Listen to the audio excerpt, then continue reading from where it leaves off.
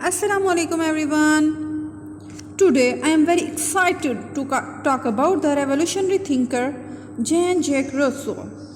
If I would say that Rousseau is one of the most influential thinkers that shaped and formed French Revolution, then that would not be incorrect.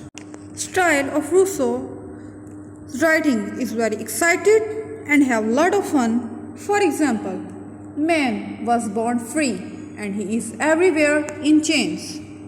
कि इंसान जो है वो पैदा तो आज़ाद हुआ है लेकिन वो क्या हर तरफ से जंजीरों में जकड़ा हुआ है।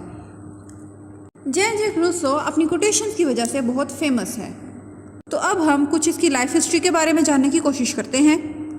Rousseau was born on June 28, 1712 in a Geneva city in a poor family.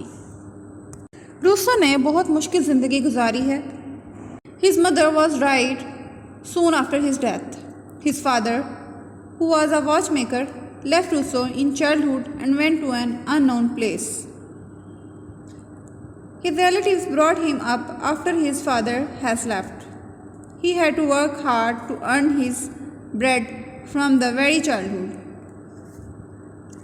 उसने अपने बचपन में ही मेहनत मजदूरी करना शुरू कर दी क्योंकि उसका बाप उसे छोड़ के चला गया था। पहले वो एक प्रीस्ट के पास काम करता रहा, उसके बाद वो एक स्टोन कटर के पास चला गया, फिर वो इधर उधर भटकता रहा और उसकी सेहत ख़राब हो गई। फिर उसकी मुलाकात एक खातून मैडम डी वेरेंस से हुई। उसकी लाइब्रेरी थी, तो इस तरह रूसो को उसकी लाइब्रेरी में बहुत सी किताबों का मुताला करने का मौका मिल गया। तो वहाँ पे उसने प्लेटो के बारे में पढ़ा और वो प्लेटो के व्यूज़ से बहुत ज़्यादा मुतासिर हुआ। In 1742, he reached Paris, a city of France, where he started a small job in the French embassy. Then he got a prize in a contest by writing an essay on the topic, "Has the progress of science and arts contributed to corrupt or purify morals?"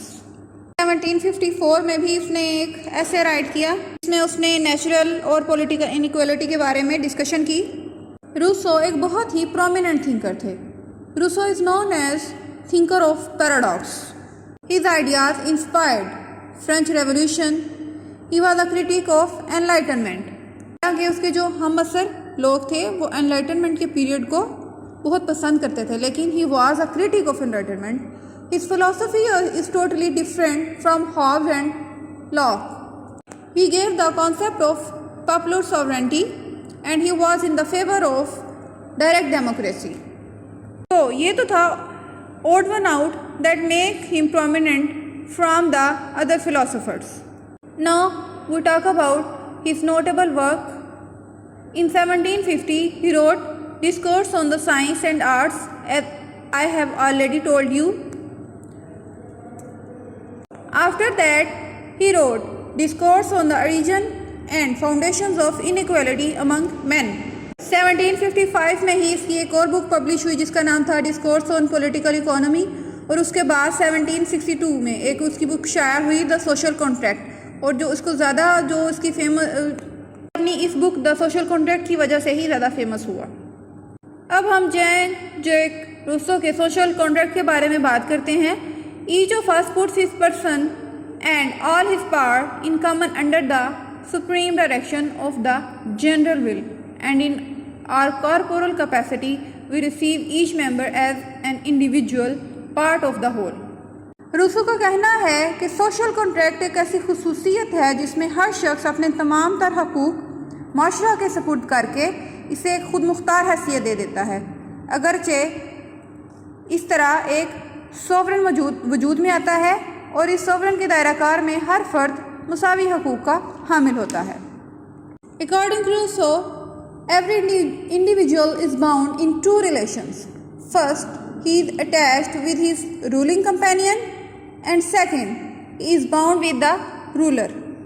इस relationship को हम एक example से understand करते हैं। For example, ABCD are four individuals and surrender their natural rights to the group of ABCD.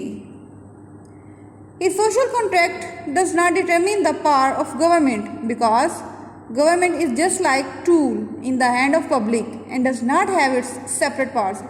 कि government जो है वो आवाम के हाथ में होती है और वो खुद जो है वो एज इटसेल्फ कुछ भी नहीं होती। रूसो स्टेट ऑफ नेचर के बारे में बयान करते हुए कहते हैं, स्टेट ऑफ नेचर में लोग खुद कफील थे, तेरी और मेरी का कोई झगड़ा ना था, खाने पीने की चीज़ें वाफर मिकदार में थी जिन्हें सब इस्तेमाल करते थे और नहायत पुरअमन और सुकून की ज़िंदगी गुजारते थे।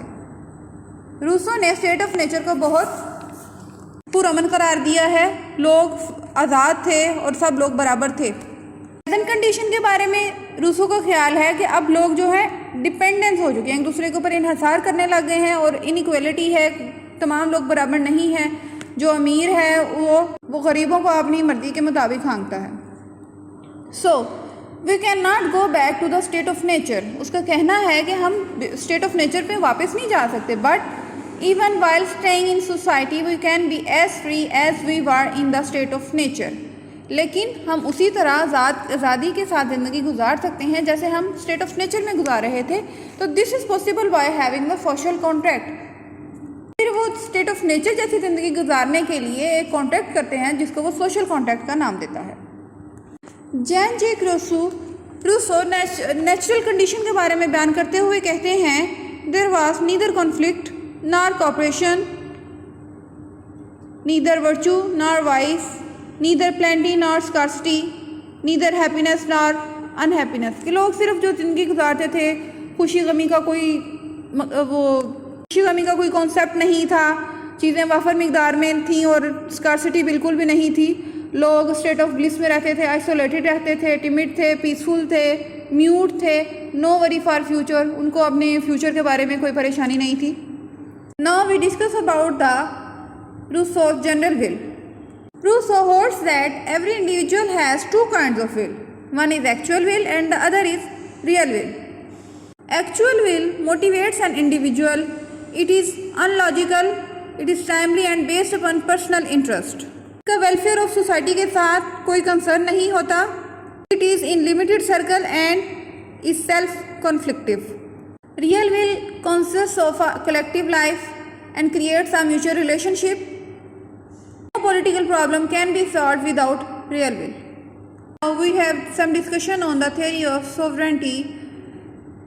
Rousseau gives general will to sovereignty that is indivisible, non-transferable, unlimited, representative of public desire and democratic.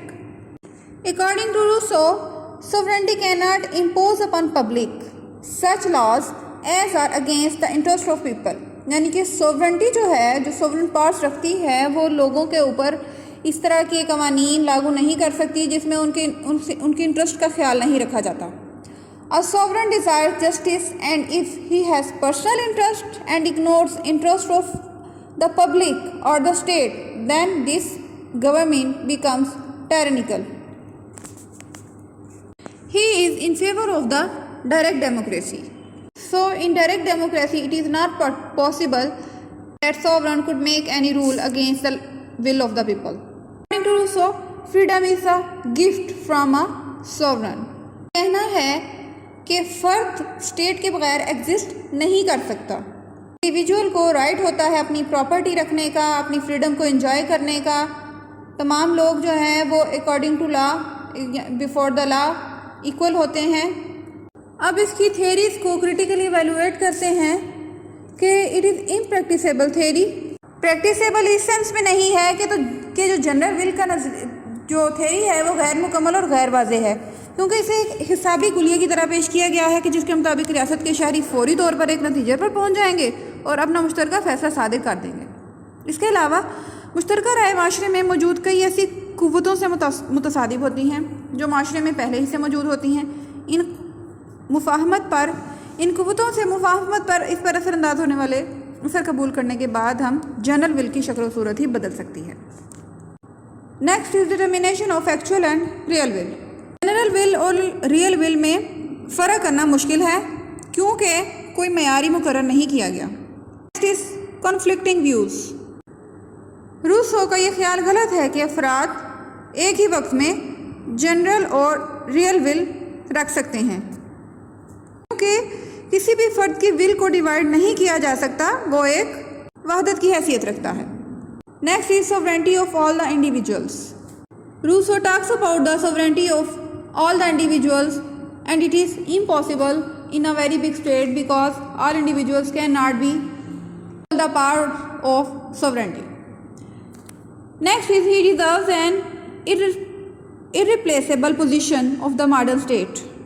इन सब क्रिटिक्स के बावजूद मॉडर्न स्टेट्स में रूसो का एक बहुत अहम मुकाम है। रूसो तालीम के बारे में बयान करते हुए कहता है कि एक बाप अपने बेटे का बेहतरीन उस्ताद हो सकता है और एक माँ जो है वो अपनी बेटी की बेहतरीन उस्ताद हो सकती है, बेशक वो पढ़ी लिखी ना हो, बल्कि वो ख़वातीन की तालीम हासिल करने के हक़ में बिल्कुल भी नहीं था।